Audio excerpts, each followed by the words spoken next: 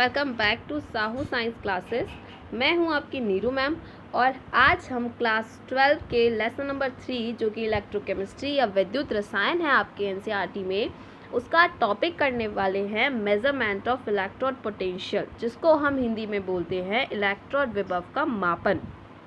Numerical wise ये जो topic है वो बहुत इंपॉर्टेंट है क्योंकि न्यूमेरिकल आते हैं इस टॉपिक पे। लास्ट आपने जो वीडियो पढ़ी थी वो पढ़ा था आपने ईएमएफ और उसी में आपने इलेक्ट्रोड पोटेंशियल भी पढ़ा था। उसमें मैंने इलेक्ट्रोड पोटेंशियल की थ्योरी समझाई थी और आज मैं इसको न्यूमेरिकल बेस्ड पे समझाती हूँ कि किस तरीके से इसमें न्यूमेरिकल आते हैं और आपको उसको निकालने होते हैं। ठीक है, अगर लास्ट वीडियो नहीं देखी है तो वो ज़रूर देख लेना, क्योंकि जब तक पीछे वाली वीडियो नहीं देखोगे ये समझ नहीं आएगा। जब तक इलेक्ट्रोड पोटेंशियल की थ्योरी और ईएमएफ की थ्योरी नहीं समझोगे तब तक ये नहीं समझ आएगा कि इसको निकालना कैसे है। तो इसलिए लास्ट वीडियो ज़रूर देखिएगा। ओके, तो वीडियो को स्टार्ट करते हैं। एंड तक बने रहिएगा और लास्ट तक देखते रहिएगा ताकि पूरा टॉपिक क्लियर हो सके। ओके, स्टार्ट करते हैं। तो आज का जो टॉपिक है वो है इलेक्ट्रोड विभव का मापन या फिर इलेक्ट्रोड विभव को किस तरीके से निकालते हैं, वो आज का टॉपिक है। तो सबसे पहले कि जो पीछे की वीडियोस हैं उसमें मैंने शी के बारे में बताया। एसएचई क्या होता है? स्टैंडर्ड हाइड्रोजन इलेक्ट्रोड, जो कि मैंने पूरा डायग्राम के थ्रू एक्सप्लेन करा है पीछे की वीडियोस के अंदर। तो इसीलिए बोल रही हूँ कि पीछे की वीडियोस को ज़रूर देखना, वरना आगे के समझ में नहीं आएंगे टॉपिक्स, उनमें प्रॉब्लम होगी। ठीक है, तो वैज्ञानिकों द्वारा जो शी है उसका इलेक्ट्रोड विभव 0.00 वोल्ट बताया गया। उसको उन्होंने निकाला और उसको 0.00 वोल्ट कर दिया गया। जहाँ पे जो कंडीशंस थी वो स्टैंडर्ड रखी गई थी। टेम्परेचर 25 डिग्री सेंटीग्रेड रखा गया था, वायुमंडलीय दाब एक एटमॉस्फेयर रखा गया था, हाइड्रोजन का उन्होंने हाइड्रोजन लिया था और प्लेटिनियम का इलेक्ट्रोड लगाया था। सारी स्टैंडर्ड कंडीशंस रखी गई थी और उसके बाद जो इलेक्ट्रोड विभव निकला था वो 0.00 वोल्ट रखा था। अच्छा, लास्ट वीडियो में भी मैंने सबको समझाया था कि हम किसी का भी इलेक्ट्रोड विभव अकेले नहीं निकाल सकते। किसी भी धातु का इलेक्ट्रोड विभव अकेले नहीं निकाला जा सकता। उसको स्टैंडर्ड हाइड्रोजन इलेक्ट्रोड से या शी से कंपैरिजन किया जाता है उसका, और उसी के कंपैरिजन से उसका इलेक्ट्रोड विभव निकाला जाता है। किसी के भी इलेक्ट्रोड विभव को अकेले नहीं निकाला जा सकता। वही चीज़ यहाँ पे लिखी हुई है कि सभी इलेक्ट्रोड्स का अपना अपना इलेक्ट्रोड विभव होता है, परंतु अकेले किसी भी अर्ध सेल के विभव का मापन नहीं किया जा सकता। अर्ध सेल क्या होती है, मैंने पीछे वाली वीडियोस में जिसमें गैल्वेनिक सेल पढ़ाया उसमें बहुत अच्छे से एक्सप्लेन किया है। पीछे वाली वीडियो देखिएगा, अर्ध सेल समझ जाएगा कि अर्ध सेल क्या होती है। तो आपको पता है कि सारे इलेक्ट्रोड्स का अपना अपना इलेक्ट्रोड विभव होता है, पर आप हर किसी सेल का इलेक्ट्रोड विभव अकेले पता नहीं कर सकते। उसको किसी दूसरे सेल के साथ जोड़कर दोनों के अंतर को माप सकते हो। आप उसको किसी और सेल के साथ जोड़ दो और फिर उन दोनों के बीच का जो डिफरेंस आ रहा है उस डिफरेंस से तो आप जो उसका इलेक्ट्रोड पोटेंशियल है वो निकाल सकते हो। पर अगर आप सीधे सीधे किसी का इलेक्ट्रोड पोटेंशियल निकालना चाहो तो आप नहीं निकाल सकते हो। ठीक है सॉरी, जिससे सेल का ईएमएफ प्राप्त हो जाता है। जब आप क्या करते हो, दोनों इलेक्ट्रोड्स के जब मैंने ईएमएफ की थ्योरी पढ़ाई है मैंने उसमें समझाया है कि ईएमएफ कैसे निकाला जाता है, कि जितना भी कैथोड का इलेक्ट्रोड पोटेंशियल होता है और एनोड का इलेक्ट्रोड पोटेंशियल होता है उन दोनों को माइनस कर देते हैं और उन दोनों के माइनस करने पर आपको ईएमएफ की वैल्यू प्राप्त हो जाती है। ठीक है, तो जब आपको ईएमएफ ज्ञात हो जाता है तो किसी सेल का विभव पता हो तो दूसरे सेल का विभव ज्ञात कर लेते हैं। तो अगर किसी का भी ईएमएफ पता है, ईएमएफ क्या है एक्चुअल में? ईएमएफ है दोनों इलेक्ट्रोड्स का टोटल इलेक्ट्रोड पोटेंशियल जो है, टोटल फोर्स जो है वो है ईएमएफ। तो अगर सपोज कर लीजिए कि यहाँ पर 2+2 जो है वो 4 आपको ज्ञात हो गया। ठीक है, आपके पास 4 वैल्यू है और आपको किसी एक का इलेक्ट्रोड पोटेंशियल दे दिया गया है और आपसे बोला गया है अब आप इसका पता कीजिए, तो आप पता कर लेंगे ना। आपको सबको पता है कि अगर 4 की वैल्यू दी हुई है, मतलब टोटल दिया हुआ है और उसमें से किसी एक का दिया हुआ है और आपसे दूसरे का पूछा जाएगा तो आप बता दोगे। कैसे बता दोगे? 4 - 2 कर दोगे और बता दोगे कि 2 आएगा।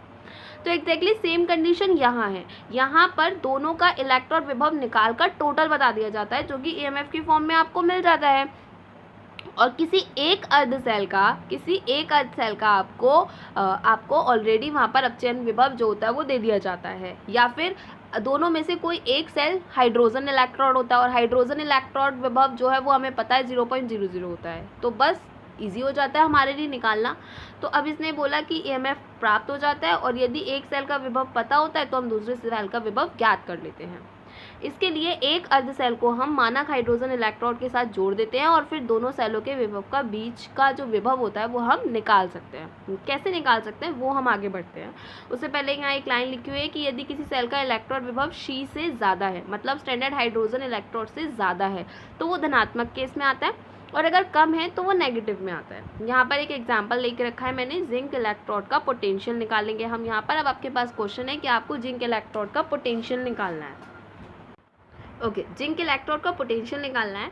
तो यहाँ पर जो इन्होंने ये रिएक्शन दी हुई है, यहाँ पर इन्होंने जिंक इलेक्ट्रोड के दो पोटेंशियल दिए हुए हैं। एक तो यहाँ पर इन्होंने रिडक्शन पोटेंशियल दिया हुआ है और दूसरा उन्होंने ऑक्सीडेशन पोटेंशियल दिया हुआ है। ठीक है, ऑक्सीकरण विभव दिया हुआ है और अपचयन विभव दिया हुआ है। ठीक है, यहाँ पर जिंक का सेल है जिसका इन्होंने ऑक्सीकरण विभव दिया हुआ है और अपचयन विभव दिया हुआ है। अगर सबने पीछे वाली वीडियो देखी होगी तो मैंने सबको बताया था कि आपको उसका अपचयन विभव ही लेना है। अगर ऑक्सीकरण दे रखा है, ऑक्सीकरण विभव दे रखा है, तो उसको माइनस कर दो, वो अपचयन विभव में चेंज हो जाएगा। पर यहाँ दोनों कंडीशन दे रखी है। अच्छा, सेटअप कुछ इस तरीके का है कि ये एक पूरी सेल है। इस सेल के अंदर यहाँ पर हाइड्रोजन का अर्ध सेल बना हुआ है, हाइड्रोजन का अर्ध सेल लगा हुआ है, मानक हाइड्रोजन इलेक्ट्रोड लगा हुआ है और यहाँ पर जिंक का इलेक्ट्रोड लगा हुआ है।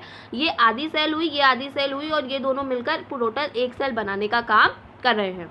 तो यहाँ पर आपको एक हाइड्रोजन का सेल लगा हुआ है, दूसरा जिंक का इलेक्ट्रोड लगा हुआ है। ये जिंक का रॉड है, ये जिंक का यहाँ पर सॉल्यूशन भरा हुआ है।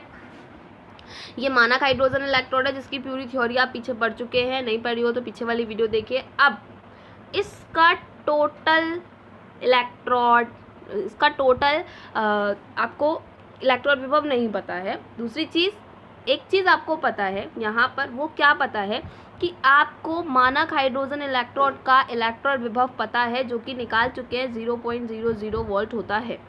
ठीक, जिंक का इलेक्ट्रोड विभव भी और जिंक का इलेक्ट्रोड विभव भी यहाँ पर ऊपर दे रखा है। मैंने भी आपको दिखाया कि यहाँ पर जिंक के इलेक्ट्रोड विभव भी दे रखे हैं, रिडक्शन वाला भी दे रखा है और ऑक्सीडेशन वाला भी दे रखा है। न्यूमेरिकल में आपको ये दे रखे होंगे, जब वो क्वेश्चन देगा तब वो आपको उसने ये दोनों ऑक्सीकरण विभव या अपचयन विभव दे रखे होंगे। अगर ऑक्सीकरण विभव दे रखा होगा तो आपको पता है उसे माइनस में कैसे चेंज करना है, आपको उसकी वैल्यू के आगे माइनस लगा देना है।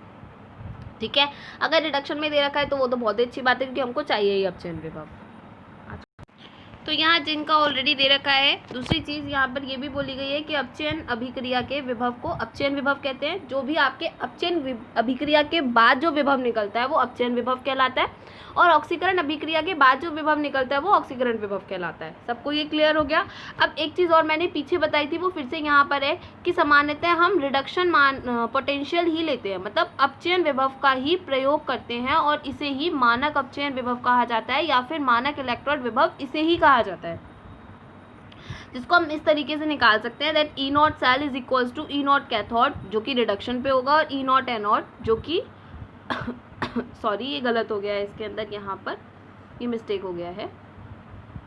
ओके, तो आप सबको पता है कि यहाँ पर जो कैथोड होता है वो क्या होता है और एनोड जो होता है वो क्या होता है। ये सबको मैंने पहले वाली वीडियोस में बहुत अच्छे से एक्सप्लेन किया था कि जो आपका कैथोड होता है वो कौन सा पॉइंट होता है और जो आपका एनोड होता है वो कौन सा पॉइंट होता है। तो पीछे वाली वीडियोस को ध्यान से ज़रूर देखिएगा, तभी आपको समझ में आएगा कि कैथोड कौन सा पॉइंट है और एनोड कौन सा पॉइंट है। तो आप सबको पता था, मैंने आपको बता भी दिया था कि एनोड जो है वो ऑक्सीकरण वाला जो पॉइंट होता है वो एनोड होता है, और जो कैथोड होता है वो रिडक्शन वाला पॉइंट होता है।